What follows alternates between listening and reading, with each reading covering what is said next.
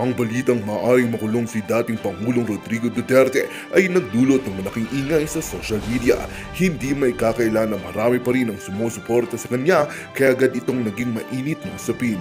May mga nagpahayag ng kanilang pagkabahala habang may iba naman na tila nag-aalab sa suporta sa dating Pangulo.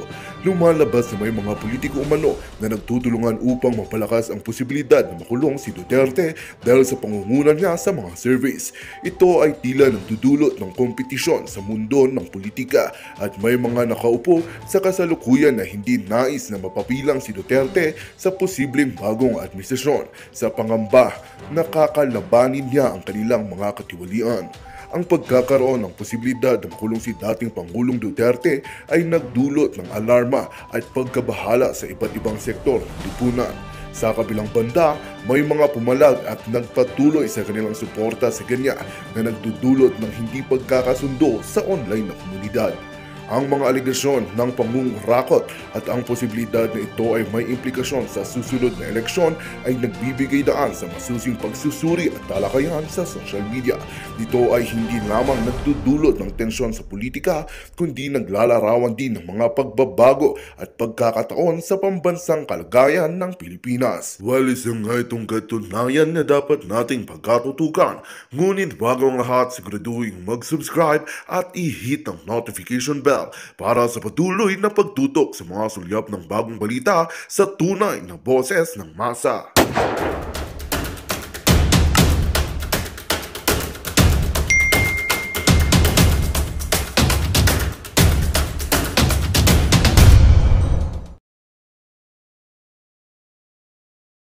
So yun dyan sa mga ganyang acquisitions. Ano ba yan? Indication ba yan na mukhang kabado itong mga to sa ICC? O yan, mukha daw kabado sa ICC. Dinig nyo po, may audio na, may audio na. Okay na. O sige, tuloy. Definitely, no? Nakikita nyo yung ano na nararamdaman mo yung nervyos at ano. Ito, nag-uusap yung dalawang fake news. No, nararamdaman mo daw yung nervyos. Paano nyo nararamdaman yung nervyos ni PRRD? Magkatabi kayo matulog ni PRRD? Kayo ba yung nagsasama? Nag-live-in ba kayo? Paano mo nalaman na ninenervyos? Sige nga. Magbigay ka ng ebidensya. Nila dun sa pangyari. Pero again, part yan ng communications plan nila.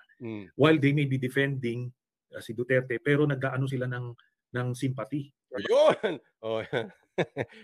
Ito ang narrative ng mga dilawan kontra DDS.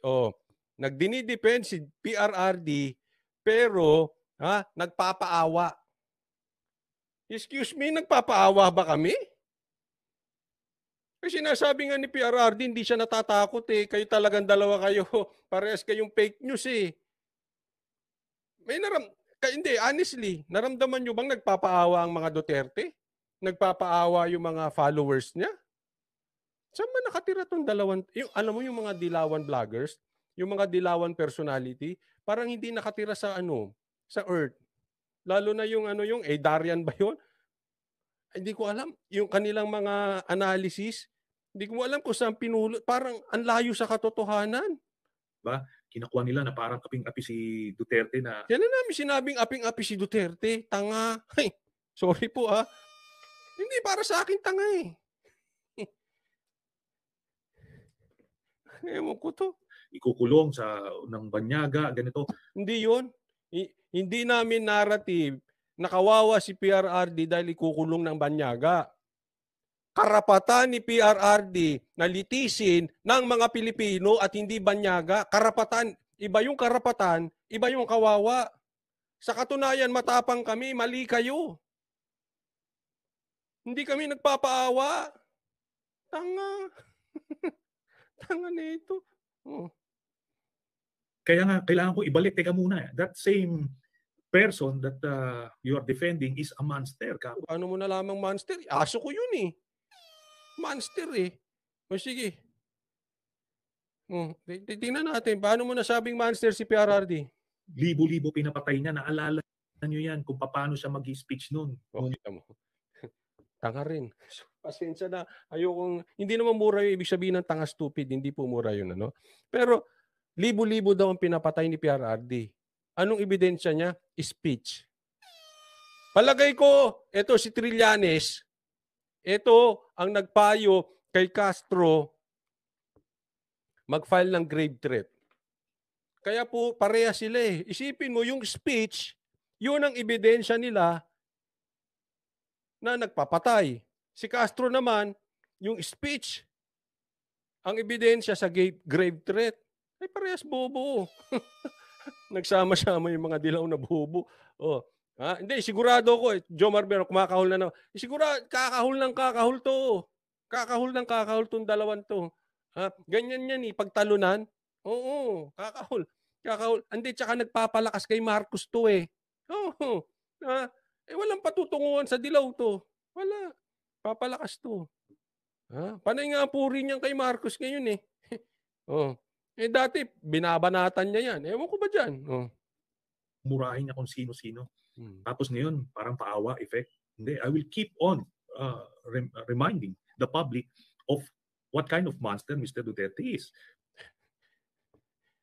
Sige, paalala mo na, ipaalala. Good luck sa'yo. Takbo ka senador para malaman natin. Naloko mo lang yung taong bayan nun eh. Nakakuha mo kasi maraming galit. Ito, tatandaan nyo. Wag tayong boboto sa politiko or basta na lang maniniwala sa balita dahil galit kayo sa isang tao. Kasi ito, nanalo lang ito dahil paano-ano nun eh. Paukod-ukod. Nag-ano-ano lang yan. Bakit? Kasi galit ang tao nun that time kay Cory. Siyempre, akala nila pinagtatanggol. This is our hero. Tingnan mo kinalabasan. Matuto sa pusa na tayo, ha? Hindi ibig sabihin pinagtatanggol at kinakalaban yung galit natin, epektibo. Iyan po ay isang magandang halimbawa.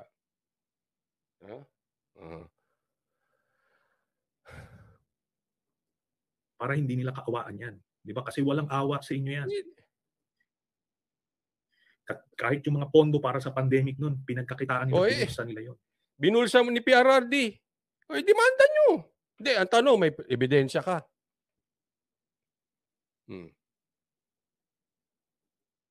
No? So yung ganun, it's a battle of narratives at this point. Sila ngayon gusto nilang i-draw out yung sympathy, ina-agitate nila iba't ibang ina-atake nila yung administrasyon. So kumaga, ganun.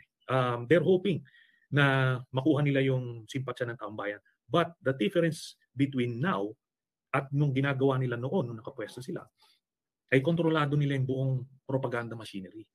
Noon talagang mainstream media, social media, talagang buong-buo. Kaya ang hirap namin. Ano ka? Tanga ka rin. Kakambi ba ni PRRD yung mainstream media? Binabanatan nga ni saan ba galing ito? Ito ba kamote kinakain o kanin? Hindi kayo makano sa mainstream?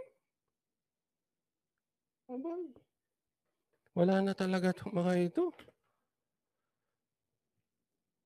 Makapag-penetrate sa taong bayan. Ngayon, wala na. No? SMNI na lang yung nila, may alanganin pa. Hinahabol pa, pinasuspend pa.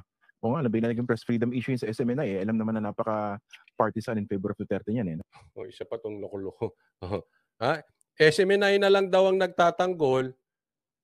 Sabi nitong vlogger na ito, SMNI na lang nagtatanggol, nagdedelikado pa. Obvious naman daw, na partisan yung SMNI. Teka muna. Huwag tayo magbiruan. Obvious naman lahat eh. Ba't ikaw ba? Hindi ka ba mukhang partisan sa dilaw? Di ba? Real talk. Huwag tayo kasi gano'n naman talaga eh. Huwag mo sabihin maka-DDS ka. Tanga. Huwag mo sabihin maka-Marcos ka. Pare-parehas lang tayo, Brad. Siyempre, may opinion ako, may opinion ka, may pinapaniwalaan ng SMNI, may pinapaniwalaan ng GMA. Ito lang ang issue. Lahat tayo iba-iba. Okay? May DDS, katulad nyo, kanin, dilaw. May katulad nung pula. Dito lang magtatalo. Ano? Ebidensya. Okay? Kasi madaling magparatang. Sasabihin ko opinion ko, ikaw ganyan, ikaw ganyan, ikaw ganyan, ikaw ganyan. Sasabihin nyo opinion nyo, si Duterte ganyan, ganyan, ganyan. Sasabihin ng iba, si Marcos ganyan, ganyan, ganyan. O, sasabihin namin, ang dilaw, ganyan, ganyan, ganyan. Lahat tayo may sasabihin. But at the end of the day, ang bottom line, ebidensya. Kasi kung wala, lata kayo. Kung wala, ampaw kayo. Normal. O, naiintindihan? Kaya nga ako may problema talaga. Pag sa nagbabalita, walang ebidensya. Magkakanya-kanya tayo. Pagbibintangan kita. O, pwede kitang pagbintangan, kaliwat kanan. Ang tanong, may ebidensya ba ako? Wala. Hindi ko gagawin. Di ba? Oh, kaya wag din kayo magsalita diyan tungkol kay PRRD kung wala kayong ebidensya. Kasi ngak-ngak lang 'yan. Pinapakita nyo lang yung laman ng utak ninyo hangin. Pag nagsalita kayo walang ebidensya. Oh. Ito si ano ba, si Senator Bato, kinakakitaan niyo ba ng kaba? Kumbaga, palagay ko, ramdam na ramdam naman na hindi niya naman na kayang maitago. Ang problema kasi dito sa mga ito, Ano problema? naalala ko kasi how they look nung panahon nila, no? Kung gaano kasisiga eh. Di ba naalala mo yan, Christian? Di ba yung kasisiga na parang... Bakit ikaw, nagkudeta? Binanggaan nyo nga yung Okud eh. Sino siga? Hindi, ano lang.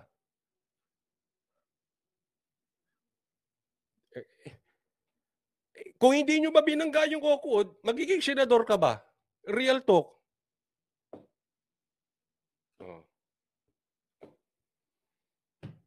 Iyan ang problema. Kaya sabi ko sa inyo, huwag kayong aanib. Dahil kunwari, ito pangkalahatan, hindi lang kay Trillanes. Aanib sa isang tao dahil pinagtatanggol yung kung saan kayo galit. Tatandaan nyo, may self-interest, may agenda. Ulitin ko. Sa tingin nyo ba, naging epektibo siyang senador?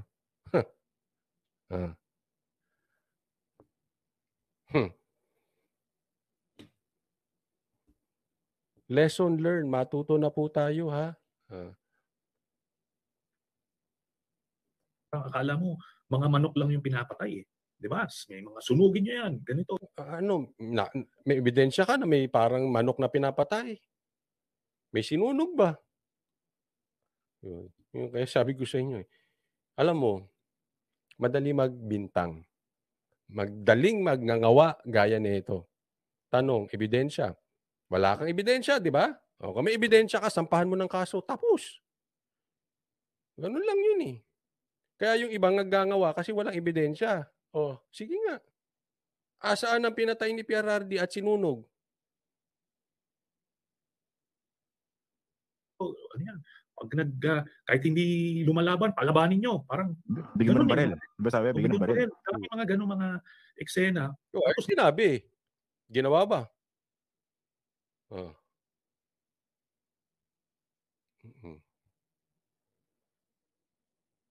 Anong gusto nyo? Pag naglaban ng ang drug lord, ang drug addict, sino mamatay? Police? Real talk. Ang ibig sabihin lang po, figure of speech yun, na, teka muna, hindi pwedeng pulis ang mamatay dyan. Ewan ko, tatahol lang ata ito ng tatahol eh. Ngayon, nanginginig kayo sa takot? Di ba? Hindi ba kayo, yun na lang, basic eh. Kung pinalaki itong mga ito ng maayos, dapat sinabi nila kay Duterte, Mr. President, kung pinalaki kayo ng maayos, hindi nyo binangga yung hotel.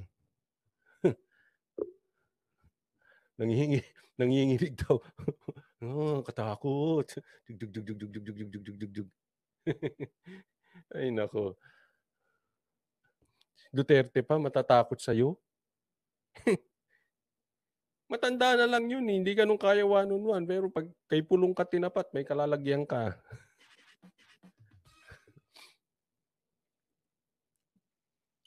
Mali yan. Kung gusto talaga natin tanggalin yung droga, iba ang paraan, di ba? Ano? Banggay ng hotel. Ang dami niyong alam eh. Oh. Kung gusto natin tanggalin talaga ang droga, hindi yan ang paraan. So anong paraan? Marami ka palang alam eh. Ba't di mo ginawa nung senador ka? O, takbo kang presidente. So, try mo rin tumakbo ngayon. Sisiguraduhin ko hindi ka mananalo. O, baka sabihin mo grave threat yan. Hindi, laos ka na kasi talaga. Hindi ka mananalo.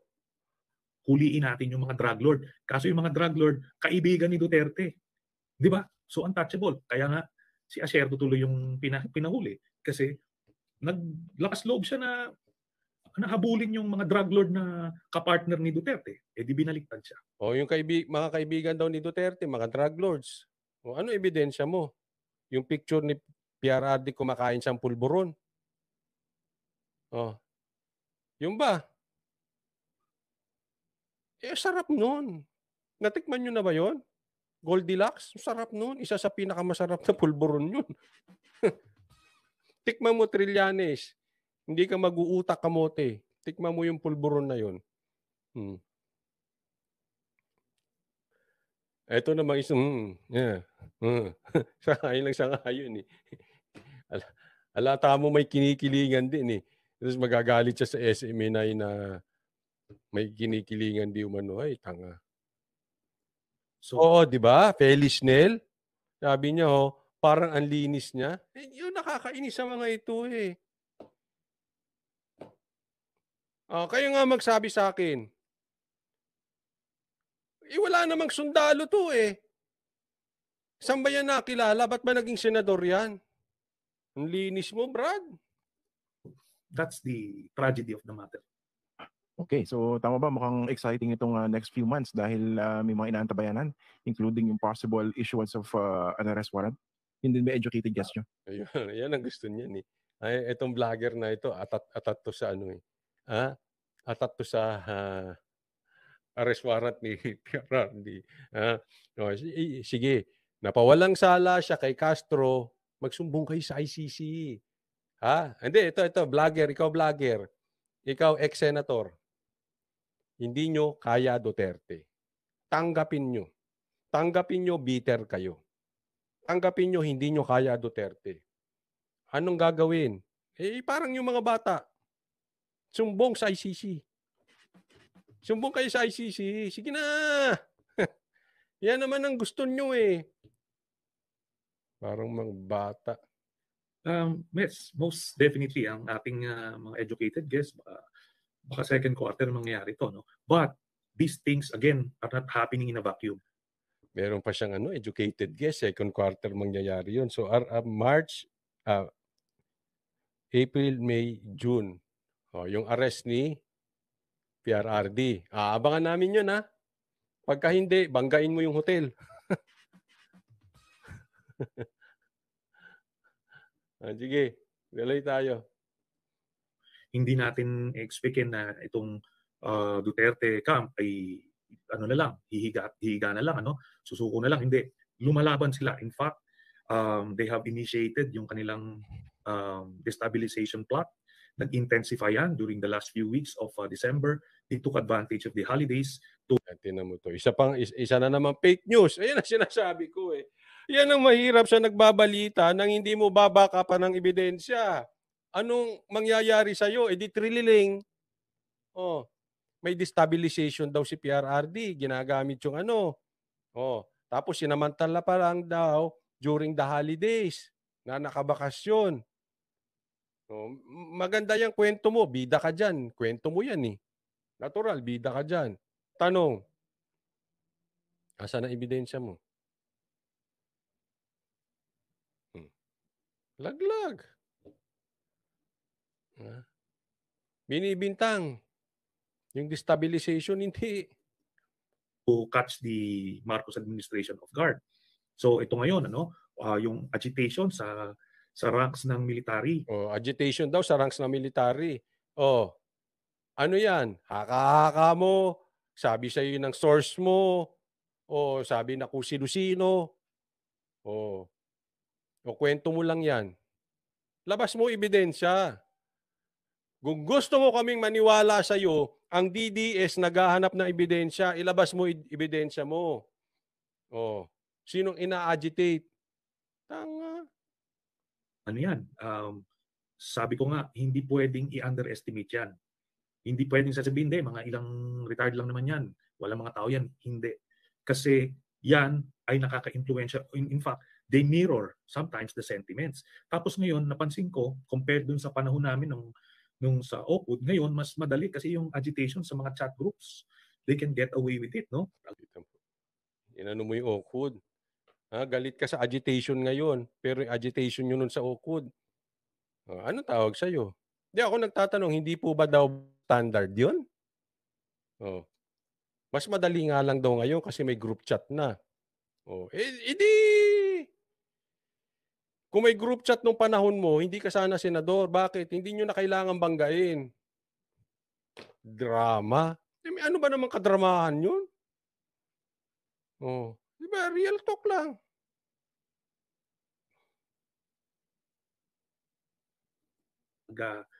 Naglalabas sila kahit na mga fake news, mga ano.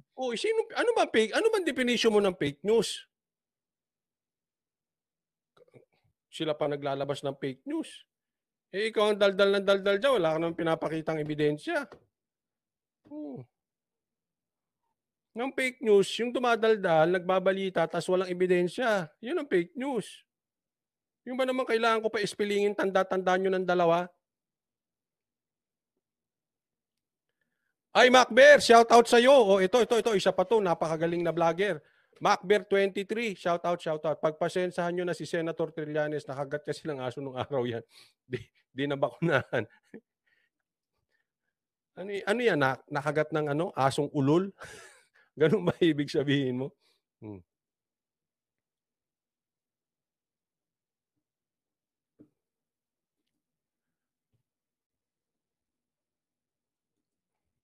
At maraming mga active na nagre-react negatively.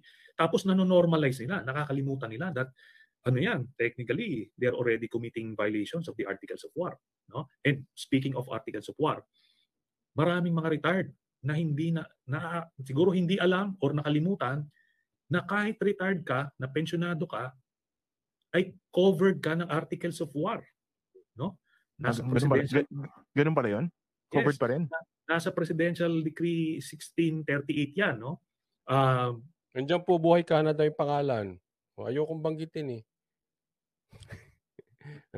Tignan nila yan.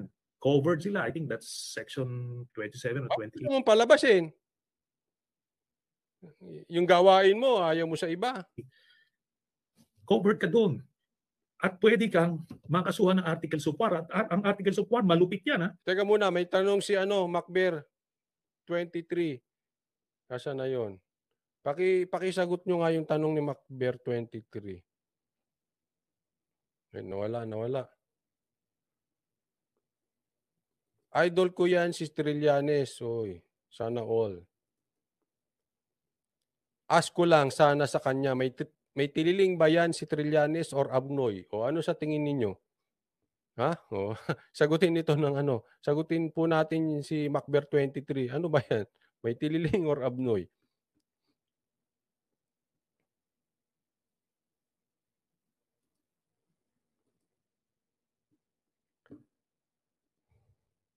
Grabe si Karaoke Bear. Both daw. Gemma Pasyente, double. Hindi kasi minsan, kaya nawawalan ng tiwala ang taong bayan. Double standard. Ginawa nyo, tas galit kayo sa mga sundalong nagaganyan. Hindi yan yung regular na courts na bibigyan ka ng kung ano. Hindi, yun, no? Kaya, saglit. Parang umihina na naman na signal ko, pambira. Ay, PLDT, babanatan na kita dito. Lagi na lang mahina ang internet natin. Pambira,